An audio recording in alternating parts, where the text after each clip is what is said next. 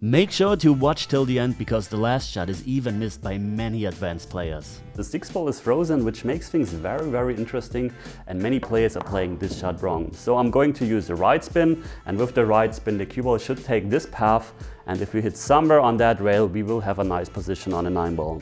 So let me show you what happens most of the time with that shot if you're not adjusting properly for the aim. First of all, we're missing the shot and the cue ball takes a very strange path. So why didn't the cue ball hit that short rail? The problem was we actually hit rail first here. This means the cue ball will actually hit the rail first and then come from a completely different direction towards the 6-ball, which means of course the cue ball is going to hit here. Because we're adding right spin, we actually need to aim fuller on that 6-ball, so as we would shoot it into the rail, then the right spin actually makes the cue ball deflect to the left and we hit the right spot on the cue ball. So let me show you how this would look properly. So I'm aiming pretty full on the 6-ball, depending on the deflection of your cue. And as you can see now, the cue ball takes the perfect path and you have a huge margin for the cue ball. Now, what would happen if we have a completely different scenario but the same shot? Here we're hitting softer, so this time we don't have to aim full onto the ball, but we actually have to aim a bit more to the left because the cue ball won't deflect. The cue ball is even more likely to curve to the right.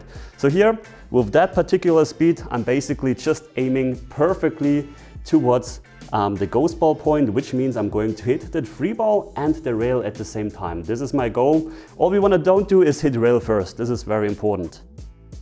So just right spin, ghost ball aiming point,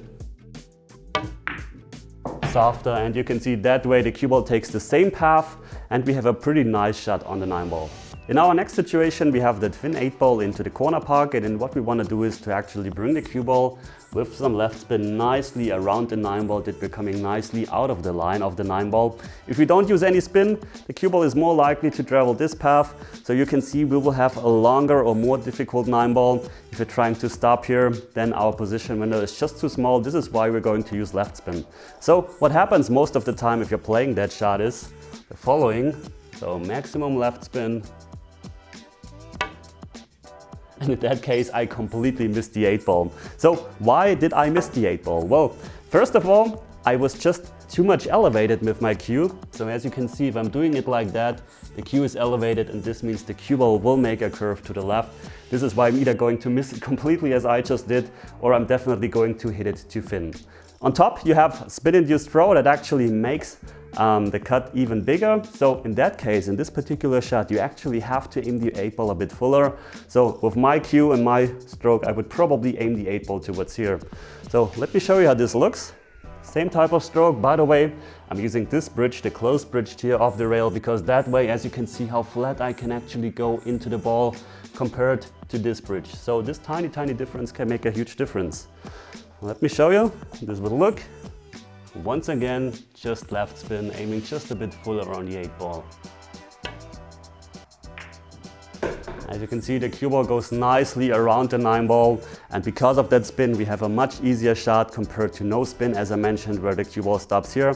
So keep in mind, you're slow rolling the ball, you're using outside spin, the cue ball makes a tiny curve, not a whole lot of deflection, a whole lot of spin-induced throw. This is why you have to aim that kind of shot a bit thicker. This is also a very commonly missed shot. We just want to make the 9-ball, roll it into the pocket, and what happens very often in this type of shot is that players are actually trying to play the 9-ball into the center, into the heart of the pocket. But what happens if I'm trying to aim the 9 into the heart of the pocket? You can see it actually hit the rail. It almost dropped because I played at pocket speed, but it still didn't drop. And the problem is, if you're playing that ball or trying to aim towards the center of the pocket, if you watch from that direction, the center of the pocket is here. And you can see right away that with the center of the pocket, the 9-ball will definitely hit the long rail here. So on this shot, if you're playing a ball along the rail, you're not going for the center of the pocket, you're actually going for here, trying to play it into this direction, because this is where you want to aim that shot. So if you're playing that shot, don't go for the center, go for the opening of the pocket, and then if you still hit it a bit too fat, it still has a chance to drop. You can see, just hit the rail a bit, but I was aiming enough towards the right side, and because of that, I made this shot along the rail very easily. Next situation, once again, we are on the money ball. We just want to make the 9-ball into the side pocket. We're just going to roll it in. No spin on the cue ball. We want to keep it simple and just have a very, very safe shot on the 9-ball. So let's see what happens most of the time. Going for the cut. And I hit the point of the side pocket. So what exactly happened here? Well, the problem was we didn't adjust for cut-induced throw. And the problem is with this angle and this type of speed, we have the probably most amount of cut-induced throw, which is peaking around 30 degrees with a medium stroke. And how can you actually prevent this from happening? Well, what the pros do and what many very good players do, they just use a trace of outside spin on that shot, because the outside spin actually compensates for the throw. So the right spin will actually grab the 9-ball and just throw it a bit more to the left, and because of that you can still aim to your ghost ball aiming point or to your usual point as if you would aim with no spin, just like you would aim a straight shot, and this makes the shot easier. So sometimes using spin can actually increase your shot making success. So let's play that again. Just maybe half a tip of outside spin. As you can see now, it goes into the heart of the pocket. Final situation. The 9-ball is basically hanging in front of the pocket, and it looks very simple, but this is actually a very difficult shot. So what I see really a lot of players do wrong on this shot is they're trying to just roll it in. So let me show you how this would look. You have to be really accurate if the 9-ball is frozen to the rail. So what could happen here is, you can see, first of all, I hit it way too fast, so I was aiming wrong in the first place. But what can also happen on this long distance over the whole table, the cue ball can roll off. So you definitely don't want to slow roll this in. If the 9-ball would just be a tad off the rail, then it's fine. But with the 9-ball frozen to the rail, this is an awfully difficult shot. So what could you actually do to increase your shot making? Well, believe it or not, hitting harder will actually increase your consistency in shot making here. It's a bit dangerous with the scratch, but let me show you first how it looks if I'm hitting just a tad harder or a lot harder. Still gotta be accurate though. I made it, and did we get away with it? Yeah, you can see it's a bit dangerous with the cue ball. So this actually increased our chances by really a lot. And what you can also do on that type of shot, just as on the shot before where we had the frozen ball here, I can actually use some inside spin, because this will increase my chances of actually making the ball.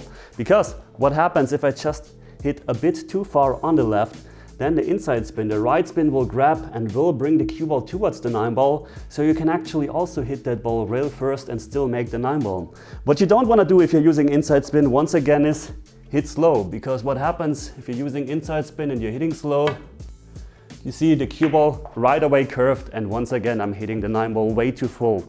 So if you're using that inside spin, then once again you want to hit harder, because over that distance hitting just a tad harder is just more controllable. The cue ball just deflects a bit, and this is the only thing you have to adjust for. So it's of course a bit wild to play it that way, so you want to play a healthy amount of inside spin, not too much, not too little. Of course it's a bit dangerous with the corner pocket to scratch, but I'm feeling pretty confident that I'm not scratching if I'm using the right amount of inside spin, just like that, not maximum, just a tad. Here you can see what happened. I actually hit rail first, and this is once again while the cue ball took a completely different path. So let me play it once again one more time to show you how the cue ball actually reacts if you don't hit rail first. So this was actually the perfect example. You saw we were a bit off with our aiming and we still made that ball. Now it's not hit rail first. And you can see now the cue ball takes this path. You can see there's no danger. You really have to hit really hard to actually scratch. And even though you're using spin, you're hitting hard, this will definitely increase your chances. You're still watching this video, this means you either want to improve your game really bad or you're just a fan of my videos. In both cases, it really pays off to just continue watching for this 1 minute. First of all, I want to tell you about the courses I'm offering in my shop that I just guarantee will make you a stronger competitive player. So first of all, we have the Golden 21, a nice training package with 21 videos and nice drills with adjustable skill levels. Then we also have the Mental Edge, 12 key lessons on the mental game that I've learned over the last 10 years as a competitive player. Then we also have 30 secret videos and drills that were never published on my YouTube channel before. And we also have the playing ability test. And I will also be at the Derby City Classic in January, so if you're interested in private coaching, just hit me up or write me an email. I don't want to coach all the time while I'm there because this is basically my holidays. If you want to get one video out of the Golden 21, then just subscribe to my newsletter. You will also take place in a monthly giveaway and with really great prizes. It's still a secret, but I might have a new Q sponsor where you can even win Qs. So this is going to be awesome, and you will also receive articles on the mental game. And I think that's it. This is the last video before Christmas. There will be one more in December on the mental game that I'm going to publish, and then my holiday basically starts. So yeah, get one of my courses, subscribe to the newsletter, hit me up for private coaching, and if you just meet at the Derby City Classic, if you want to talk to me, just talk to me. I really love to talk to you guys. If you want to support me, get one of my courses, just subscribe to the channel. Always make sure to comment on my videos, to like them, to share them, to subscribe, and activate all bell notifications to never miss my video. Merry Christmas, Happy New Year. See you with fresh new content in the next year. Thanks for watching, guys, and as always, see you at the next lesson. Take care.